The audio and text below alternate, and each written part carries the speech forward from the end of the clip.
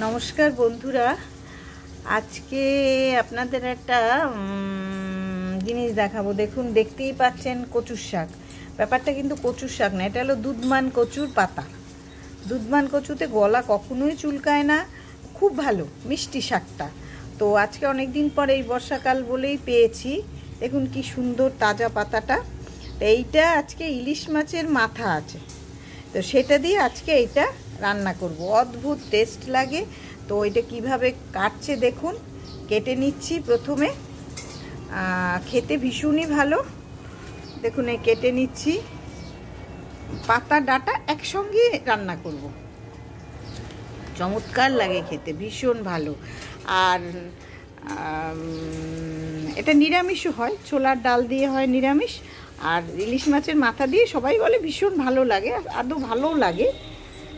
ইলিশ মাছের স্বাদ একটা আলাদা, যার জন্য ইলিশ মাছের মাথা দিয়ে এটা সবাই করে। তো সেটা আজকে পেয়েছি বলে নিয়ে এসেছি। আরও কচুর ফুল টুল বর্ষাকালে পাওয়া যায়, আমি পাইনি বাজারে।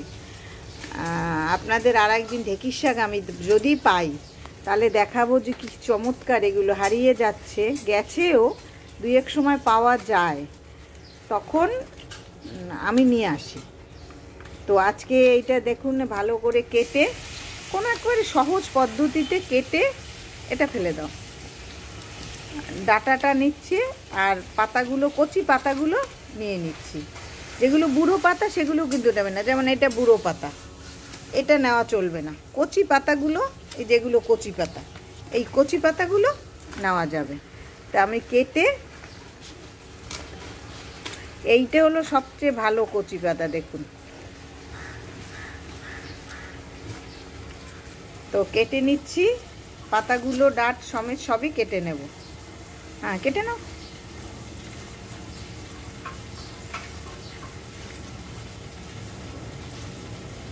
আজকে আমার বাড়িতে অনেক লোক। নারায়ণী কাটছে, সোনালি, সোনালি হাই বল। হ্যাঁ, সোনালি রান্না করছে, অনেক লোক। তো দেখুন এটা কিভাবে কাটছে। আর একটু বড় কাটলেও হয়, আবার সরু কাটলেও হয়, যেটা কাটবেন। বড়তেও হবে, আপনার যদি একটু বড় বড় কাটতে চান তাও হবে, সরু কাটলেও হবে। একটা ডাটা কাটো। পাতাটা এইভাবে কেটে নিচ্ছি।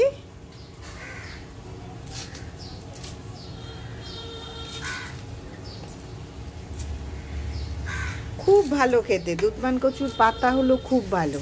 এরপর হ্যাঁ, এখন দেখুন এই ডাটাটা আপনারা আঁশটা ফেলে ডাটাটা কেটে নেবেন, দেখবেন একদম মিশে যাবে। বাস, আর ফেললো না, এলে আর শাক পাবা না তুমি।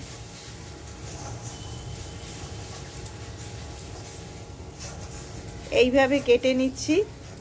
আর বেশি বড় করব না আমি ভিডিওটা, আপনারা টানবেন না কিন্তু, পুরোটা দেখবেন। আর যদি ভালো লাগে তাহলে লাইক সাবস্ক্রাইব করবেন, কমেন্টস লিখে আমাকে জানাবেন।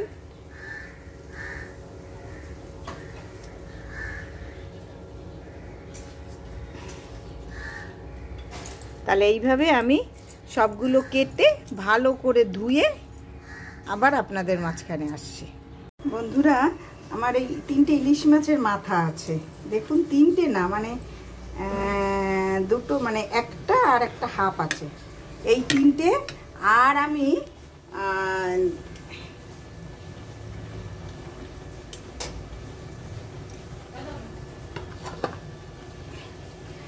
আমি এখানে নিয়ে নিচ্ছি, এখানে আমি করছি হলো ইলিশ মাছের মাথাটা মশলা মাখিয়ে রেখেছি। তারপর আর কচু, যে দুধমান কচু, এটা কিন্তু সিদ্ধ করতে হয় না। এটা দেখুন, এটা কিন্তু সিদ্ধ করতে হবে না, এটা আমি একটু ভাপিয়ে নিচ্ছি। মানে তারপর মাথা ভেজে তারপর প্রসেসটা দেখাবো। ভাপিয়ে নিচ্ছি, কোনো ভয় নেই, কোনো গলা চুলকোবে না, কিচ্ছু করবে না। দুধমান কচুর বিশেষত্বই হলো এই। তো এটা আমি ভাপিয়ে নিচ্ছি, একটু ঢেকে দেই। দেখুন একটু ঢেকে দিচ্ছি, মিনিট 5 ভাপিয়ে নেব, তারপর আসছি। দেখুন বন্ধুরা, আমার এটা কিন্তু সিদ্ধ হয়ে গেছে। এবার আমি নামিয়ে রাখবো। আমি কিন্তু দেখবেন জলটা কিছু ফেললাম না, দরকারই নেই ফেলার। এটা এখন আমি নামিয়ে রাখছি। নামিয়ে এই কড়াইটাতেই, হ্যাঁ, কতগুলো শাক কেটেছিলাম দেখুন কতটুকু হয়েছে। অত্যন্ত মানে এত ভালো খেতে, এত ভালো, এত ভালো। কচু তো আমরা ভয়তে খাই না, কারণ ভালো জায়গা থেকে নিলে কচুটা ভালো পাবেন। কিন্তু কোনো মানে না জেনে যারা জানে চাষিরা, তারা যদি দেয় তাহলে ঠিক আছে, নাহলে গলা কুটকুট করে। আমি একবার এনেছিলাম তো গলা কুটকুট কুটকুট করেছে, তারপর থেকে আর কচু আনাই বন্ধ করে দিয়েছি। শোলা কচু পেলে আনি, খুব ভালো খেতে। নালে এই যে কড়াইতে চাপিয়ে দিলাম, দেখুন কড়াইটা একটু শুকাক, আমি তেল দেব।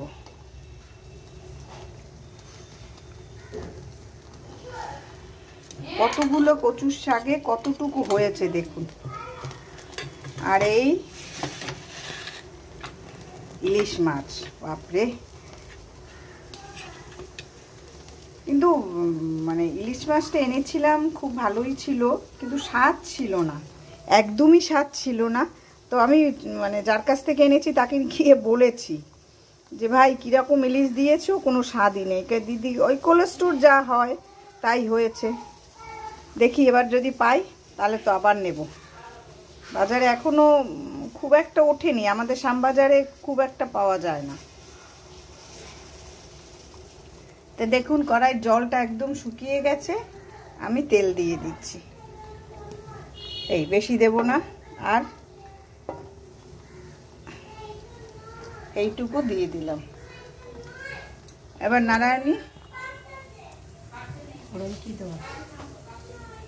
মাছটা তো মাছটা ভেজে নেই, এবার পেঁয়াজ দেব, না দিলেও হয়, কালো জিরা ফোড়ন দিলেও হয়। তাহলে আমি কিছু দেব না কিন্তু দিদি, এটা নিবি তো। আমি একটু দাঁড়ো, আমি একটু এর মধ্যে কালো জিরে দিয়ে দিলাম। আমি এরকম দেই, খুব কিচ্ছু হয় না। দেখুন একটু কালো জিরে দিয়ে দিলাম, এরপর মাছগুলোকে আমি দিয়ে দিলাম।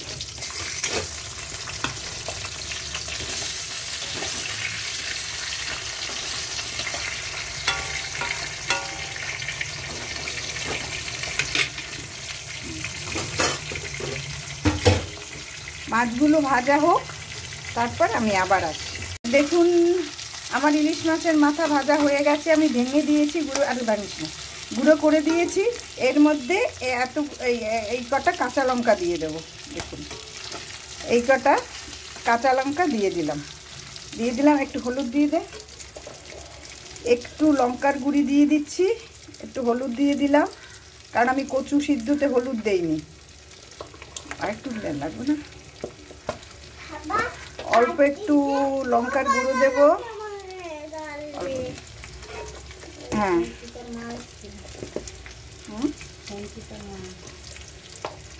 দিয়ে দিলাম।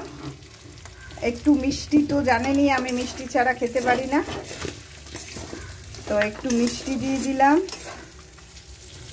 এরপর দিয়ে হ্যাঁ একটু মিষ্টি দিয়ে দিলাম। লবণ ওইটার মধ্যে দেওয়া আছে, মাছে লবণ দেওয়া আছে, যার জন্য লবণ আর দিলাম না। এবার আমি শাকটা ঢেলে দেব।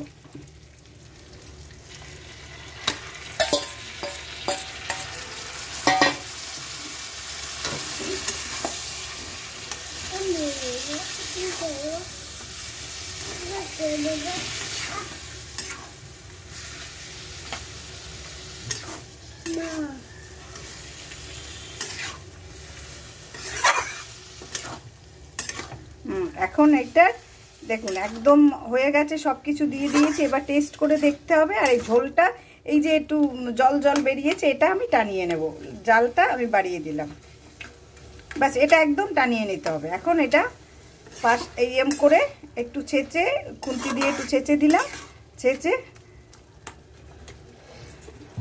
হালকা করে ছড়িয়ে দিচ্ছি, ছড়িয়ে দে।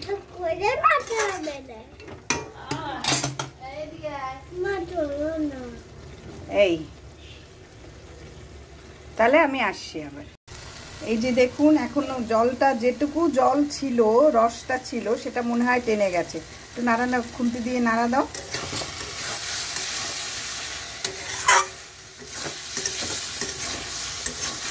হ্যাঁ, রসটা একদম টেনে গেছে, মুখে দিয়েও দেখা হয়েছে, আমি একটু মুখে দিয়ে দেখি। বাহ, খুব ভালো হয়েছে। আপনারা একটু ট্রাই করে দেখবেন। দেখুন কোনো মশলা লাগে না, আমি কিন্তু কিচ্ছু দেইনি। হলুদ, লবণ, আর আমি দিয়েছি একটু লঙ্কার গুঁড়ো আর হলুদের গুঁড়ো, লবণ, মিষ্টি, এই হলো আমার, আর কালো জিরা। আপনারা এটা পেঁয়াজ দিয়েও করতে পারেন, আমি এমনি ইলিশ মাছ বলে আর পেঁয়াজটা দিলাম না, তাই এইভাবে। তাহলে আমি এখন নামিয়ে নিচ্ছি, গ্যাসটা বন্ধ করে দিলাম। এই যে আমার নারায়ণী আমার সঙ্গে হেল্প, একদম হেল্পার।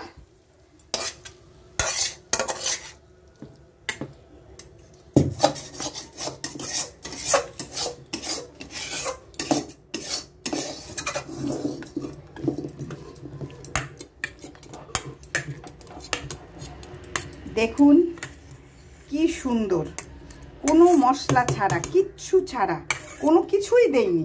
আপনারা বলুন, কিছু কোনো মশলা লাগে না, সেটা দিয়ে কি চমৎকার একটা সবজি হয়ে গেল। ভীষণভাবে আয়রন থাকে এর মধ্যে, শরীরের পক্ষে ভালো।